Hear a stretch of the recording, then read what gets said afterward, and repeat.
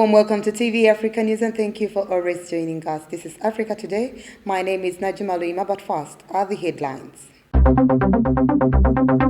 UNRA to be abolished, road construction companies to be formed, says Museveni. Government suspends 54 NGOs over non-compliance. Guinea, Ivory Coast scramble to vaccinate, isolate contacts. And in sports, we are working for a balance between attack and defense, says Uganda Cranes coach Mitchell. A warm welcome once again, and now the news in detail. President Yoweri Kaguta Museveni has disclosed that government is going to abolish Uganda National Roads Authority and take it back to the Ministry of Works and Transport and instead form government road construction companies as part of streamlining procurement processes and improving service delivery. We have more. The President was meeting the Board of Directors and Management of Public Procurement and Disposal of Public Assets Authority following various complaints in the procurement processes and delay in implementation of government programs, particularly in strategic investments, including road infrastructure, health, energy and education, among others. In 2012, the government of Uganda instituted a policy shift from contracting road maintenance works to use of force account. The force account mechanism is a means of undertaking works of a procuring and disposing entity using its own personnel and equipment. President Museveni last week said he has no problem with the UPDF Construction Brigade turning into construction company and do most of government work, as well as the National Enterprise Corporation, the UPDF's commercial arm. Recently, NEC signed a memorandum of understanding which aimed at building the former's capacity to undertake road construction and maintenance projects. According to the President, using local companies like NEC or the UPDF Engineering Brigade is cheaper for government since they are not about making profits. The National Bureau for Non-Government Organizations under the Ministry of Internal Affairs has halted operations of 54 non-governmental organizations due to non-compliance with the NGOs Act 2016. Kachanchu reports. The instructions were released by the Executive Director for National Bureau for Non-Governmental Organizations, Okello Stephen, while addressing the media at the Uganda Media Center in Kampala. According to the statement, the Non-Governmental Organizations Bureau established that 23 non-governmental organizations are operating with expired permits, 15 have failed to file their annual returns and audited books of accounts to the Bureau, while 16 non-governmental organizations are operating without registering with the Bureau. While the Bureau was carrying out its functions of monitoring and inspections, it established that there are 54 NGOs out there that are operating and have actually been non-compliant in their operations. Now, these NGOs fall in three different categories.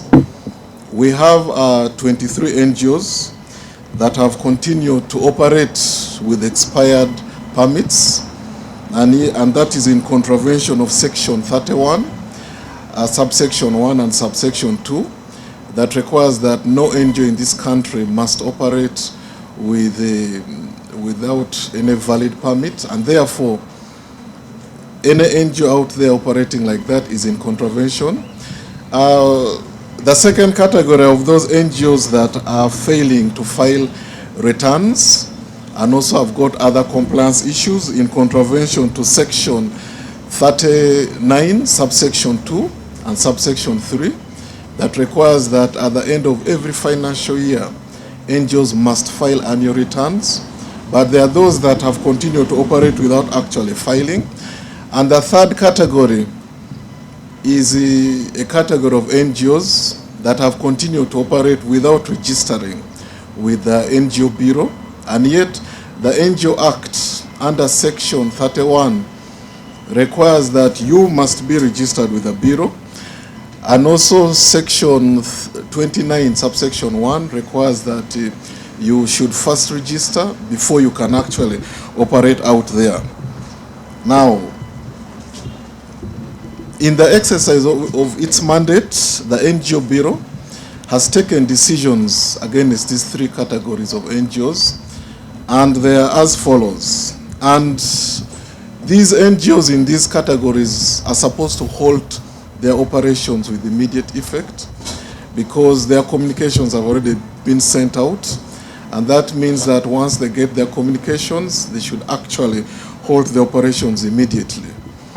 Some of the affected non-governmental organizations, according to the statement, include Afiego, Support the Girl Child Uganda, St. Francis Foundation for the Poor, Citizens Coalition for Electoral Democracy in Uganda, Islamic Dawa and Orphanage Foundation, among others. The Non-Governmental Organizations Bureau has informed the general public and all stakeholders to take note of its decision against the affected organizations. It has NGOs that are supposed to halt the operations because they are operating with expired permits.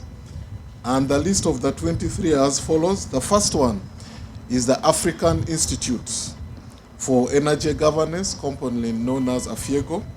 The second one is Western Ankole Civil Society Forum. The third one is the Citizens Concerns Africa. The fourth one is Elohim Power Transforming Africa. The fifth one is Orone Foundation.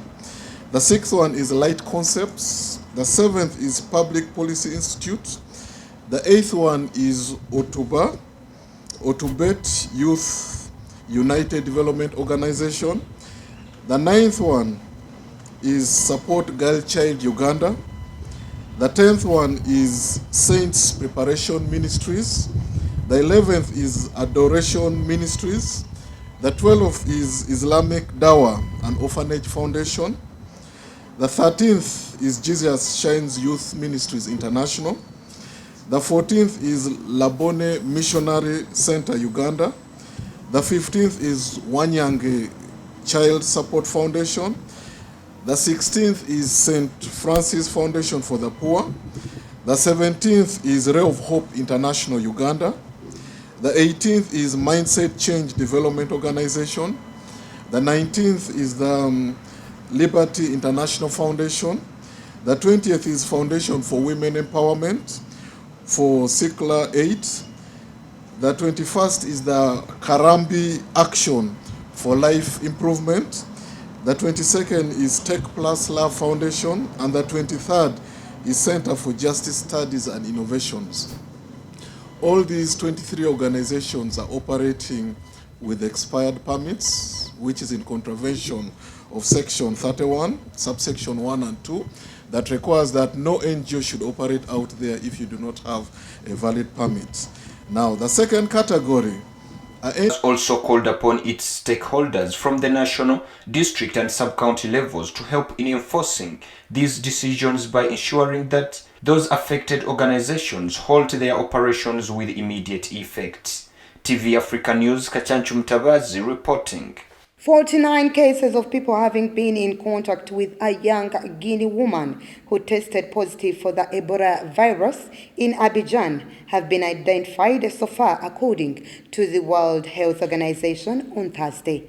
The young Guinea woman had left the town of Labé in Guinea last week to travel to the Ivorian economic capital, 1,500 kilometers away. We have more. While at an online press briefing of the organization's Africa branch, Georges Kizabo, a World Health Organization expert, said that 49 contacts on the way have already been recorded, and also in the families at the point of departure in Labé, adding that 58 contacts have been identified. Elhaj Mamadou Houdeba, the city's regional health director, told journalists on Wednesday that all the contacts have not shown any signs for the moment and are being monitored well. An Ivorian doctor said 70 people were on board the bus in which the young woman traveled, where 33 arrived in Abidjan and the rest are scattered throughout Côte d'Ivoire. He added that the bus stopped in Duku and Guizabo, as well as in the Ivorian administrative capital, Yamoussoukro. 3 suspected cases have been declared negative for Ebola, according to Ivorian health authorities. Mr. Demba went on Wednesday to the border between his country and Guinea to sensitize health workers and communities on cross-border exchanges and the need for reinforced surveillance.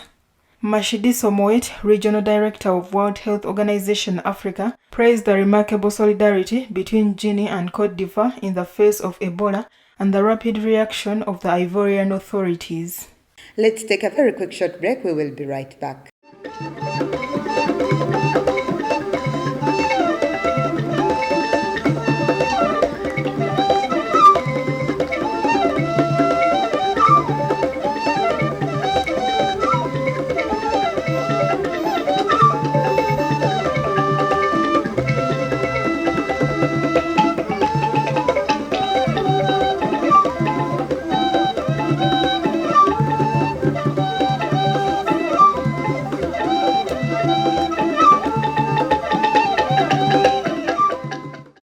Welcome back. You're still watching TV Africa News, The Right to Know. The Algerian presidency has stated that Algeria will review its relations with Morocco after accusing it of complicity in deadly forest fires in the latest tensions between the North African neighbors. President Abdelmadjid Tebboune has said most of the fires were criminal in Oregon.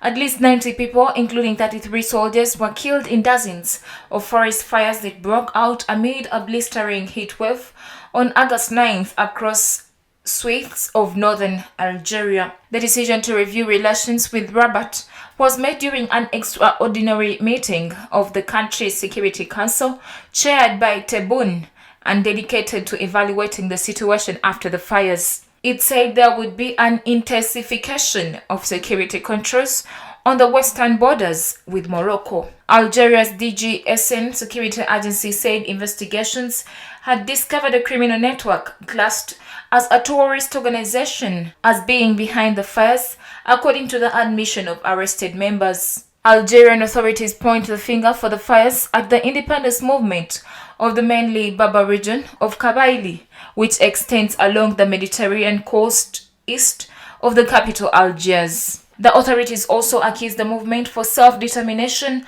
of Kabylie of involvement in the lynching of a man falsely accused of arson, an incident that sparked outrage. The mob also set the victim on fire. Turkish President Recep Tayyip Erdogan urged on Wednesday a peaceful resolution of the Tigray conflict in Ethiopia and also said his country was willing to mediate between Addis Ababa and Sudan for a resolution of a border dispute. Erdogan made the comments during a joint news conference with visiting Ethiopian Prime Minister Abiy Ahmed. The visit comes amid a broadening of the conflict in Tigray, which began in November after a political fallout between Abiy and the leaders of the Tigray region, who had dominated Ethiopia's government for nearly 3 decades. Thousands have been killed in the 9-month war that has been marked by widespread allegations by the ethnic Tigrayans of gang rapes, man-made famine and mass expulsions by Ethiopian and allied forces. Erdogan, who hosted General Abdel Fattah Abdelrahman al-Burhan, the chairman of the Sovereignty Council of Sudan, in Ankara last week, said Turkey was also prepared to contribute towards a peaceful resolution of a dispute between Ethiopia and Sudan over the Al-Fashaga region. Erdogan and Abiy also oversaw the signing of military agreements, including a military financial cooperation deal. South Africa's parliament on Thursday elected a recently fired ex-defense minister as speaker, a senior position, angering opposition parties who cast doubt on her competence and probity. Nosiviwe Mapisa Nkakwira was removed as defense minister this month during a cabinet reshuffle that followed a spree of deadly unrest and looting in parts of the country. The ex-minister had come under fire for her perceived incompetency in responding to the violence and for contradicting President Cyril Ramaphosa's claim that the events had been a pre-planned insurrection. She was replaced by former National Assembly Speaker Thandi Modise, but later nominated by Ramaphosa's ruling African National Congress Party as its preferred candidate to take over from Modise. MPs chose her as the new speaker on Thursday with 199 out of 298 votes. The main opposition Democratic Alliance Party said in a statement that Mapisa election has disarmed parliament from ensuring accountability and transparency. The left-wing economic freedom fighters boycotted the election, accusing Ramaphosa in a statement of rubber stamping factional politics and violating the separation of powers. Critics have also noted that Mapisa is under parliamentary investigation for allegedly taking 5 million rand in bribes from a defense contractor and spending 7 million rand on private jet holidays in New York and Paris between 2017 and 2019. Let's once again take a very quick short break. We will be right back.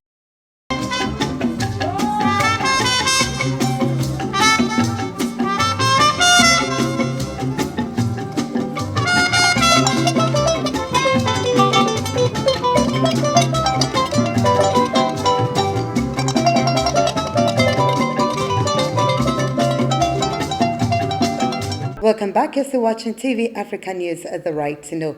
In our business news today, the World Health Organization condemned on Wednesday the rush by wealthy countries to provide COVID-19 vaccine booster shots, while millions around the world have yet to receive a single dose. Washington had already authorized an extra dose for people with weakened immune systems. Israel has also begun administering third doses to Israelites aged 50 and over. Speaking before U.S. authorities, World Health Organization announced that all vaccinated Americans would soon be eligible to receive additional doses. Experts insisted there was not enough scientific evidence that boosters were needed, and said providing them while so many were still waiting to be immunized was immoral. World Health Organization's Emergency Director Mike Ryan told reporters from the UN agency's Geneva headquarters that they are planning to hand out extra life jackets to people who already have life jackets while leaving other people to drown without a single life jacket. World Health Organization called earlier this month for a moratorium on COVID vaccine booster shots to help ease the drastic inequity in dose distribution between rich and poor nations. But that has not stopped a number of countries from moving forward with plans to add a third jab as they struggle to thwart the Delta variant. U.S. authorities warned on Wednesday that COVID-19 vaccination efficacy was decreasing over time and said they had authorized booster shots for all Americans from September 20th, starting 8 months after an individual has been fully vaccinated.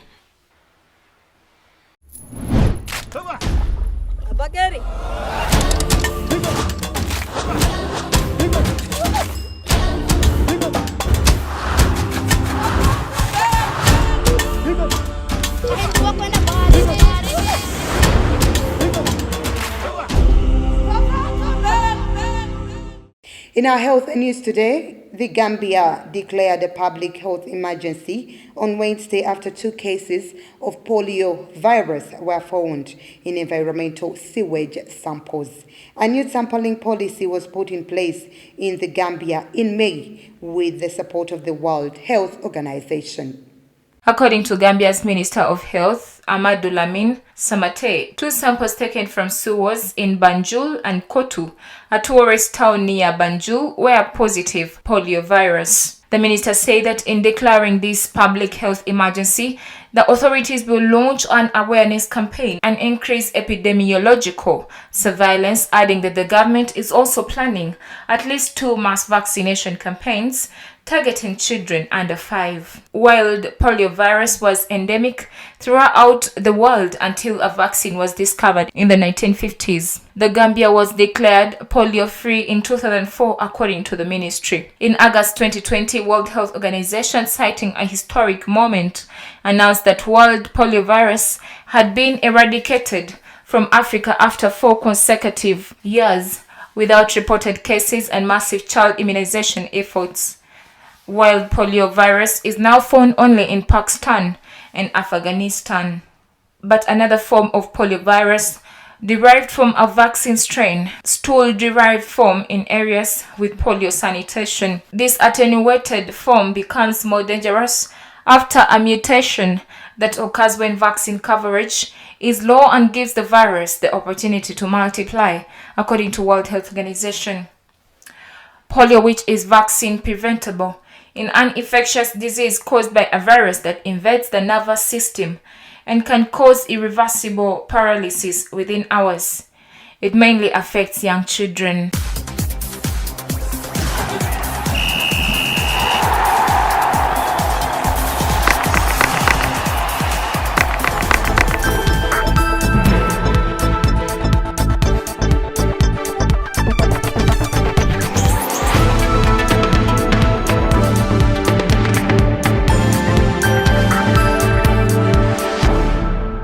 In our sports news today, the days are fast knocking by as the long-awaited FIFA World Cup Qatar 2022 qualifiers come by. Uganda Cranes is pooled in Group E alongside West Africans and Mali, as well as two CECAFA member countries, Kenya and Rwanda. Kachanchu has more. Team Uganda embarked on preparations with a bulk of players from the domestic league under the second spell of Serbian coach Milutin Micho-Sredojevic. It is now a week when Uganda Cranes camped at the Cranes Paradise Hotel in Tsasi with a double session on the field at the Gogo Playground and in the gym. Micho is happy that the camp hit full house on Thursday with all players dedicated and committed. Micho insists that the current situation at hand requires a great combination forged to deliver the best results. Kenya Harambee Stars hosts Uganda Cranes on 2nd September 2021 in Nairobi in the first duel, as Rwanda shall play Mali on the same day. Federation of Uganda Football Associations has planned a couple of friendship matches in the Middle East and another build-up against Ethiopia on 29th August 2021 in the preparation for the FIFA World Cup Group E match against Kenya in Nairobi. Now, before we end our news bulletin today, let's just take a recap of our top stories. UNRA to be abolished, road construction companies to be formed, says Museveni.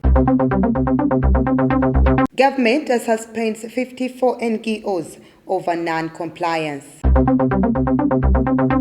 Guinea, Ivory Coast scramble to vaccinate, isolate contacts. And in sports, we are working for a balance between attack and defense, says Uganda Cranes coach Micho. That was the news. Thank you for always keeping it TV Africa. Please do stay tuned. More programming coming your way.